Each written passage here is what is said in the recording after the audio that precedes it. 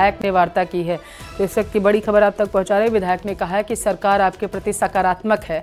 विधायक के आश्वासन पर वार्ता को तैयार है आंदोलनकारी। आज या कल में सरकार के साथ वार्ता हो सकती है। तो बड़ी खबर आप तक पहुंचा रहे हैं, जहां पर जचोली गांव में महापड़ाव जो है वो जाट समाज का लगातार जारी है। 5वें दिन भी जाट समाज का महापड़ाव जारी है। बताते चले कि 22 तारीख के बाद जाट समाज ने उग्र आंदोलन की चेतावनी दी थी।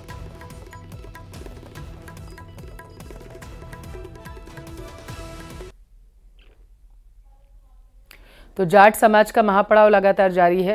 हालांकि इस दौरान बताते चले कि प्रशासन की तरफ से बातचीत करने के लिए जाट समाज की तरफ से सूची मांगी गई थी, जिनसे प्रशासन और जाट समाज के जो प्रतिनिधि होंगे उनसे बातचीत हो सके। बताया जा रहा था कि सूची में उन लोगों का नाम दे दिया गया था। 5वें दिन भी लगातार लेकिन महापड़ाव जारी है। बात करेंगे ज्यादा जानकारी के साथ संवाददाता टेलीफोन लाइन पर दीपक जुड़ चुके हैं। दीपक, आज या कल में बातचीत प्रशासन से क्या संभव है? देखिए, बिल्कुल जाट महापड़ाव लगातार जारी है और आज 5वां दिन है। जाट समाज के लोग जचोली गांव में महापड़ाव डाले हुए हैं। केंद्र में ओबीसी वर्ग में आरक्षण की मांग को लेकर के ये महापड़ाव चल रहा है। लेकिन आज डी कुमेर विधायक डॉक्टर शैलेश सिंह मौके पर पहुंचे। महापड़ाव स्थल पर उन्होंने जो लोग वहां मौजूद थे, चाहे वो आरक्षण संघर्ष समिति से जुड़े हों, चाहे जाट समाज के अन्य लोग हों, उनसे बातचीत की है और कहीं ना कहीं एक सकारात्मक जो रुख है वो देखने को मिला है। जो डी कुमेर विधायक है शैलेश सिंह, उन्होंने आश्वासन दिया है कि आपकी सरकार से बातचीत कराई जाएगी। सरकार पूरी तरह से आपके इस मुद्दे को लेकर के सकारात्मक है। तो उन्होंने आश्वासन दिया है। तो उसके बाद अब आरक्षण संघर्ष समिति की जो कमेटी है उसने पदाधिकारियों के नाम, जो प्रतिनिधिमंडल है वो उनको सौंपे हैं और जल्द ही आज या कल में प्रतिनिधिमंडल की सरकार के साथ वार्ता वो संभव बताई जा रही है। तो ऐसे में माना जा सकता है कि आज या कल में ये जाट समाज का जो महापड़ाव है इसका पटाक्षेप होने वाला है। ये जानकारी ये भी मिल रही है कि 4 सदस्यीय समिति बनाई गई है सरकार की ओर से, जो जाट समाज के लोगों से बातचीत करेगी और उसके बाद आगे क्या फैसला होता है इस पर चर्चा की जाएगी। ये पूरी बात अब तक निकल के आ रही है। डी कुमेर विधायक शैलेश सिंह खुद वहां पर पहुंचे और उन्होंने जो संघर्ष कर रहे थे, जो महापड़ाव में बैठे हुए थे जाट समाज के लोग, उनसे बातचीत की है और उसके बाद उन्होंने आश्वासन दिया है कि आप निश्चिंत रहिए, सरकार से आपकी जल्द ही वार्ता कराई जाएगी। जी ठीक है दीपक, बहुत शुक्रिया जानकारी पहुंचाने के लिए। कोटा रेल मंडल की ओर से विशेष टिकट चेकिंग अभियान चलाया जा रहा है। चेकिंग के दौरान कुल 74 मामलों में टीम ने कुल बताया जा रहा है कई हजार रुपए का जुर्माना लगाया। साथ ही checking squad team, special team और रेल सुरक्षा बल के जवानों की मदद से टीम ने 3 ट्रेनों में यह अभियान चलाया। साथ ही पेंट्री कार में 3 अवैध वेंडर पकड़े गए। वाणिज्य विभाग ने चेकिंग अभियान की सराहना की है। बाड़मेर जिले के चौहटन में आग का तांडव देखने को मिला। यहां बाखासर बस स्टैंड के पास भीषण आग लग गई और देखते ही देखते इस आग ने विकराल रूप धारण कर लिया। स्थानीय लोगों की मदद से पुलिस प्रशासन ने आग पर काबू पाने की कोशिश की, लेकिन वो सफल नहीं हो पाए। इस आग में बस स्टैंड के ऊपर रखे 2 दर्जन कैबिन जल गए, जिससे छोटे व्यापारियों को लाखों रुपए के नुकसान की आशंका है। बाड़मेर से आई फायर ब्रिगेड की 4 गाड़ियों ने 2 घंटे की कड़ी मशक्कत के बाद आग पर काबू पाया। शॉर्ट सर्किट की वजह से आग लगने की आशंका जताई जा रही है।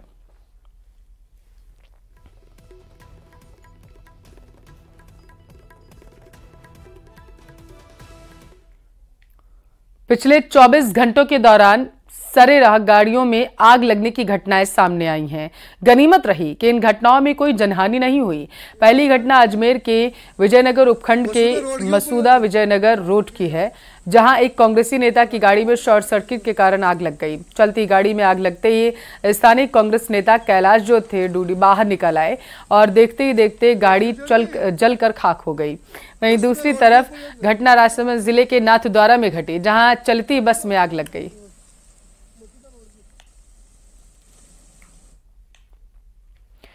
झुंझुनू में ग्राहक बनकर आए चोरों ने दुकान में रखे लाखों रुपए के सोने के गहनों पर हाथ साफ कर दिया। दुकानदार को घटना की जानकारी तब हुई जब उसे गहनों की एक पोटली कम लगी। जब उसने सीसीटीवी खंगाला तो उसे घटना की जानकारी लगी। पीड़ित की शिकायत पर पुलिस ने मामला दर्ज कर लिया है। पचेरी कला थाना इलाके के पाथरोली गांव की यह घटना है। भले ही चोरों ने घटना को बड़ी सफाई से अंजाम दिया, लेकिन वह दुकान में लगे सीसीटीवी में कैद हो गए, जिसके आधार पर अब इनकी तलाश की जा रही है।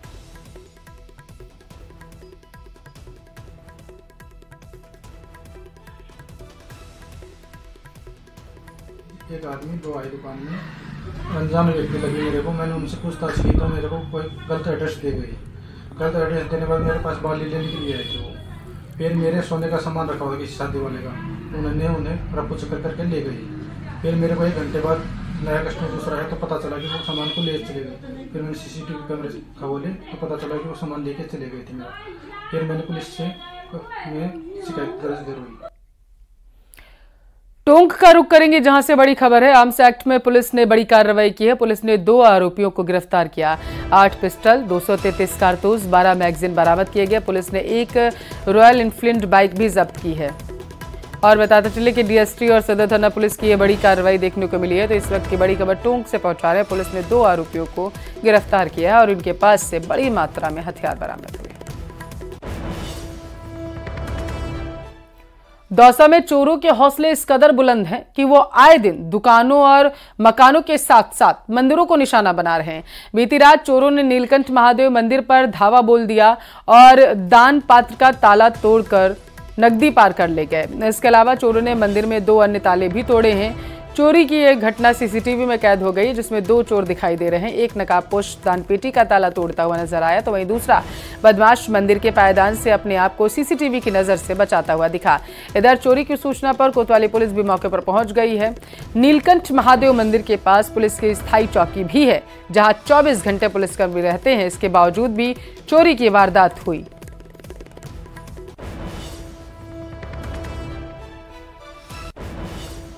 जैसलमेर पुलिस ने नकबजनी गिरोह का पर्दाफाश किया है और कई वारदातों की गुत्थी सुलझा ली। पुलिस ने कार के साथ 3 आरोपियों को गिरफ्तार किया, जबकि 2 अन्य को जोधपुर ग्रामीण पुलिस ने दबोच लिया है। इस गिरोह के वारदात करने का तरीका बेहद शातिराना था।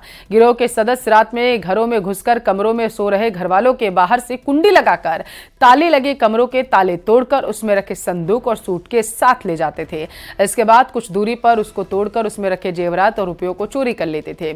आरोपी ऐशो आराम और लग्जरी लाइफ के लिए चोरी किया करते थे। गिरफ्तार आरोपियों से पूछताछ जारी है, जिनसे और भी कई वारदातों का खुलासा होने की उम्मीद।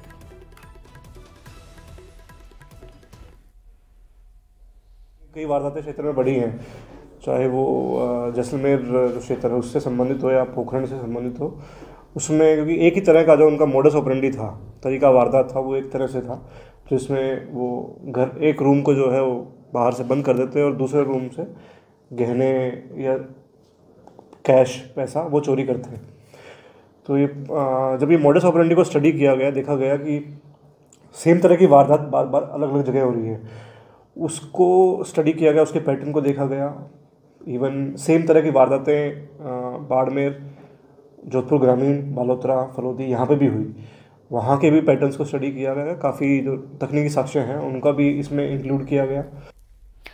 टोंक में मादक पदार्थों की तस्करी के खिलाफ DST टीम ने बड़ी कार्रवाई को अंजाम दिया। इस मामले में पुलिस ने 2 आरोपियों को गिरफ्तार किया। इनके पास से अवैध हथियार और कारतूस बरामद किए गए हैं। पुलिस आरोपियों को थाने लेकर आई। दोनों से कड़ाई से पूछताछ की जा रही। पुलिस अपनी कार्रवाई को गोपनीय बता रही है। इस पर जल्द प्रेस कॉन्फ्रेंस कर मामले को खुलासा कर सकते हैं।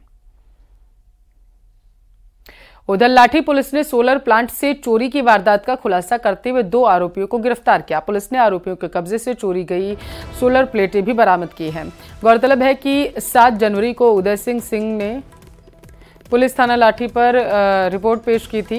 रिपोर्ट के मुताबिक 6 जनवरी 2024 की रात में गश्त ब्लॉक नंबर 7 पर 2 व्यक्ति सोलर प्लेटें चोरी कर गाड़ी में डाल रहे थे। पुलिस ने मामला दर्ज कर जांच शुरू की। पुलिस टीम ने प्रकरण में वारदात का खुलासा करते हुए बता चले कि ईदे खां और पप्पू खां को गिरफ्तार किया। आरोपियों के कब्जे से प्रकरण में चोरी की गई सोलर प्लेटें जब्त की गईं। रेनवाल थाना इलाके के डूंगरी खुर्द में बीती रात हुए सड़क हादसे में युवक की मौत ने मामले ने तूल पकड़ लिया। घटना से गुस्साए लोगों ने डूंगरी खुर्द बस स्टैंड पर जाम लगा दिया, धरना देकर बैठ गए। बस स्टैंड पर सर्किल बनाने की मांग की गई। प्रदर्शन कर रहे लोगों का कहना है कि सर्किल के अभाव में पूर्व में कई हादसे हो चुके हैं। ऐसे में ग्रामीणों में रोष है। जाम से यहां वाहनों की लंबी कतारें लग जाती हैं।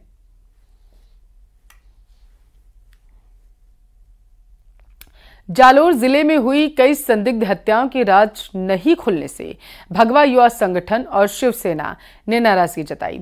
इन दोनों संगठनों ने प्रेस वार्ता कर पुलिस प्रशासन के खिलाफ नाराजगी जाहिर की। इस दौरान भगवत पुरोहित के परिजनों सहित भगवा युवा और संगठन के सुरेश नोरवा और शिवसेना से रूपराज पुरोहित ने जालोर पुलिस की नाकामियों पर अपने गुस्से का इजहार किया।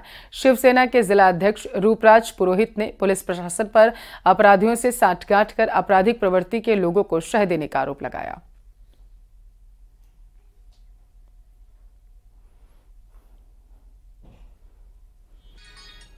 आप सभी को ज्ञात होगा कि जालोर में पिछले कुछ वर्षों में जो हत्याएं हुई है उनमें से एक जो 3 महीने पहले मूड़ी गांव के बालक भगवत सिंह राजपुरोहित जिसको गांव से 3 किलोमीटर दूर कुएं में फेंककर हत्या की गई थी, लेकिन जालोर पुलिस इस संबंध में 3 महीने के बाद भी उस हत्या का खुलासा नहीं कर सकी। दूसरा प्रकरण है बुजुर्ग व्यक्ति टिकट चंदी राजपुरोहित आहोर, उनकी भी हत्या कर बागली पुरोहितान में उनकी बॉडी फेंकी गई थी।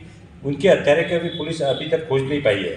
तीसरा, 6 महीने पहले भैंसवाड़ा निवासी बालक अमृत निवासी की हत्या कर उनको खारा गांव के तालाब में फेंका गया था।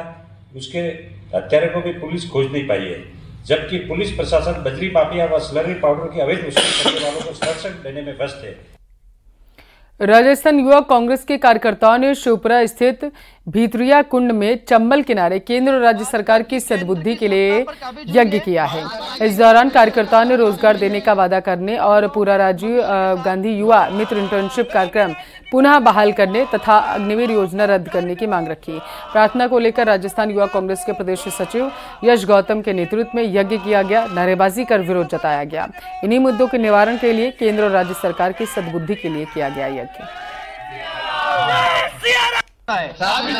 जब से 2014 से दौसा में शीतलहर का असर लोगों की दिनचर्या पर पड़ रहा है। सर्द हवाओं के साथ कड़ाके की ठंड ने लोगों को ठिठुरने पर मजबूर कर दिया। कोहरे के चलते रेल और सड़क यातायात प्रभावित हुआ। दौसा से गुजर रहे एक्सप्रेसवे, नेशनल हाईवे और अन्य स्टेट हाईवे पर वाहनों की रफ्तार कम दिखाई दी। ट्रेनें भी अपने निर्धारित समय से देरी से चल रही।